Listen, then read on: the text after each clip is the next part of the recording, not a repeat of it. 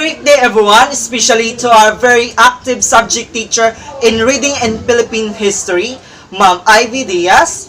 I am Joselito Rolete Abasolo, and today we will be discussing about the emerging conflict of the Philippines and China regarding to territorial disputes of the West Philippine Sea, specifically in the island of Scarborough Shoal, which was already started on April 8, 2012 and still relevant up to these days. Moreover, in this discussion, I will be accompanied by two young, beautiful ladies, namely Miss Nell P. Malinaw and Kay Farrell. But, before anything else, may I ask you, who among you here knows or have a certain idea about the South China Sea or the West Philippine Sea in the island of Scarborough Shoal? Aha! Precisely. Okay, thank you for being responsive, and I am glad that you are aware and already have a prior knowledge regarding to this. But again, we are here to provide you an exquisite discussion and accurate information. So to sum up all of your ideas, you must be listen and attentive to our all discussion because you can be an informative regarding to this topic. To give you like a crystal clear information and insight, Scarborough Shoal is located in the South China Sea or in the West Philippine Sea with 120 nautical miles mutually. Scarborough Shoal is also known in Spanish as Bajo de Masinloc or in Tagalog as Panatag Shoal. It forms a triangle-shaped chain of reefs and rocks with a perimeter of 4 to 6 km equivalent to 29 miles. The Scarborough Shoal is cover an area of 150 km square or equivalent to 58 square miles. The area is a fishing ground of China and the Philippines. It is also thought that it is a vast land of natural resources, including the oil and gas that may be present in the waters around the shoal. Regarding to this, both countries are claiming the island. The Philippines claims it because of its sovereignty, and the KIG are independent of its archipelagic status, both legally and historically. The Philippines are strongly believe that Scarborough Shoal is a feature which exists above high tide.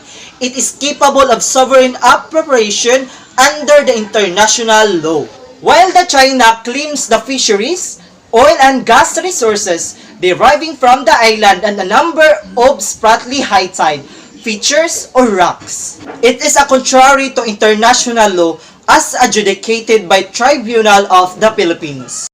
In spite of this, a lot of laws are proposed under the United Nations Convention on the Law of the Sea, or also known as UNCLOS, where China and Philippines disputed the island, namely Scarborough Shoal. The UNCLOS is a cornerstone of international peace and security. It provides a neutral mechanism to allocate the world's maritime resources.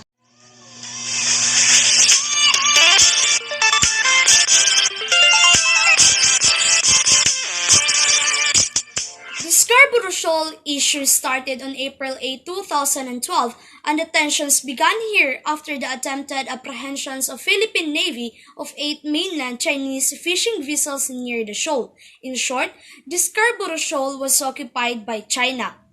The cause of the dispute regarding to the issue of West Philippine Sea is that the Chinese occupation in Scarborough Shoal is an invasion to Philippine territory, giving rise to a territorial sovereignty dispute.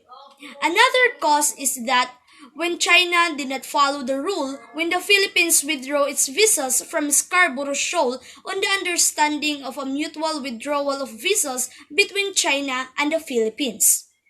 The Chinese, however, reneged their commitment and refused to withdraw its vessels. Then in November 2012, China informed the Philippines that the Chinese surveillance vessels will remain permanently stationed on the Scarborough Shoal.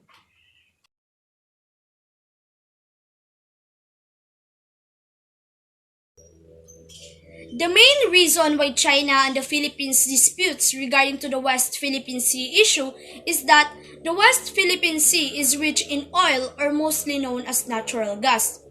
According to House Committee on Energy Representative Arnel T., the deposit of oil in the West Philippine Sea is very large. Example, in Sampaguita field of Rectobank in the West Philippine Sea has 4.6 trillion cubic feet on reserve natural gas.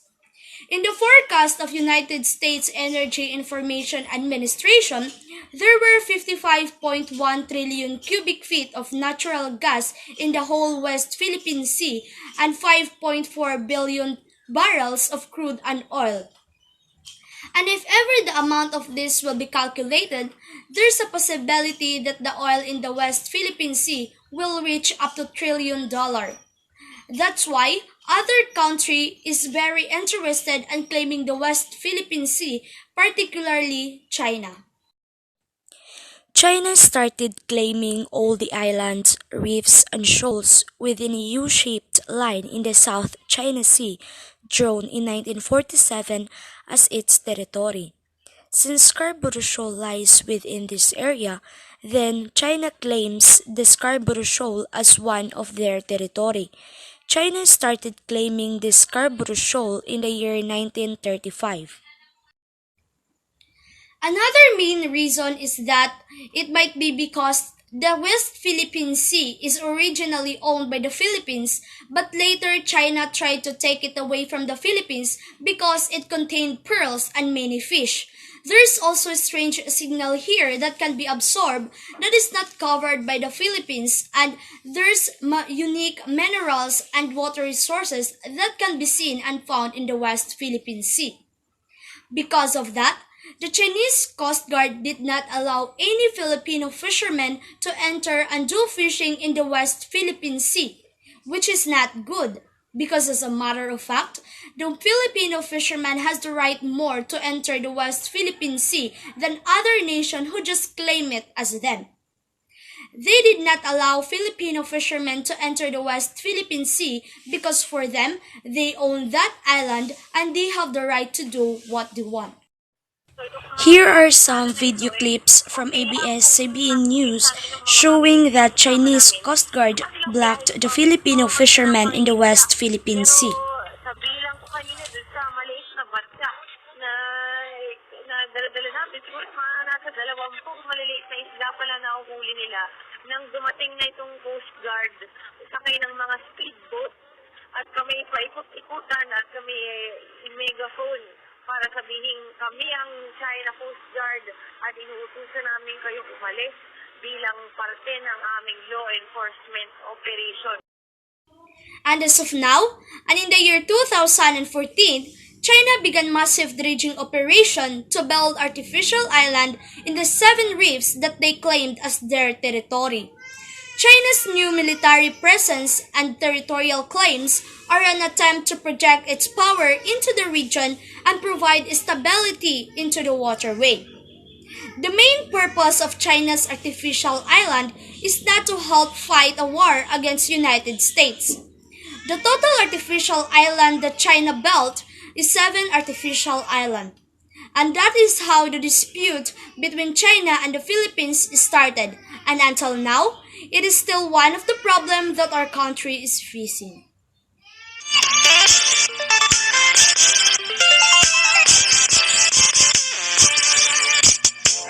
In 1982, the United States adopted the Convention on the Law of the Sea. All the claimants in South China Sea dispute, including China, signed and ratified this international law. The U.S. signed the convention, but the Senate never ratified it. The Senate feared that it could weaken American sovereignty. Nevertheless, the U.S. considered to the convention part of customary international law. The convention defines certain terms that are extremely relevant to the South China Sea dispute. First is a true island must be a naturally formed area surrounded by water which is above water at high tide and is capable of sustaining human or economic life on its own. Second, a coastal nation's island each have their own territorial sea.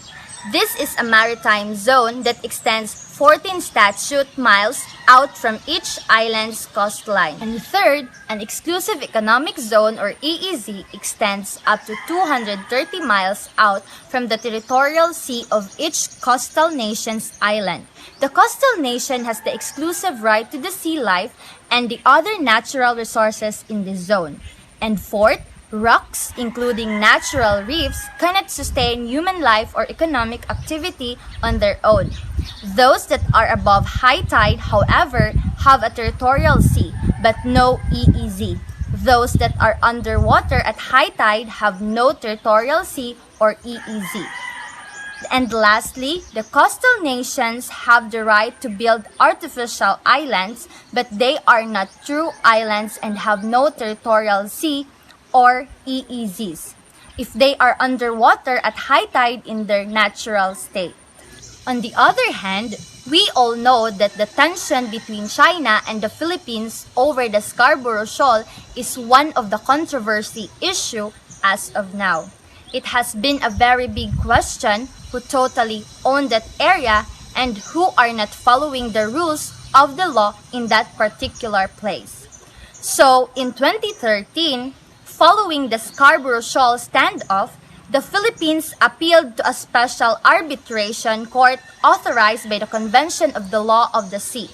In the international law, the court makes decisions that are binding on the nations involved. The Philippines case was limited in deciding the legal status of waters extending from a number of reefs and other land features, including Scarborough Shoal, that were controlled by China. The court did not consider who owned that dispute land features. It only decided whether China had the right to control and benefit from the waters around them. And sad to say, China refused to recognize the arbitration court's authority and did not participate in that case. And as of July 12, 2016, the Law of the Sea Arbitration Court issued its decision. And sad to say, the 2K rulings went badly for China. The court decided that 6 of the disputed land features, including Scarborough Shoal, are rocks that appear above the water at high tide. Thus, they qualify for 10-mile territorial seas but not 230-mile EEZs. 5 land features, including Mischief Reef, appear above water only at low tide in their natural state. Therefore, it does not qualify either territorial seas or EEZs. The court also ruled because the Convention of the Law does not recognize historical claims to oceans and seas. China's 9-dash line is without lawful effect. Therefore, the Philippines won the case. However, the convention provides no way to enforce it, and it is still a big question who really owned that area. On the other side, China called the court decision illegitimate. They proceeded to ignore it. They keep on doing what they used to do and continue their preferred way of handling the dispute by negotiating with other claimants separately. As of now, the concerns have been raised against Duterte's policy of highlighting economic relations with China. The president chose to take a friendlier stance toward Beijing compared to his predecessor Benigno Aquino III, who brought China to the court. He chooses to make friends in the China so that the issue will be solved, and there will be no more conflict between the Philippines and China.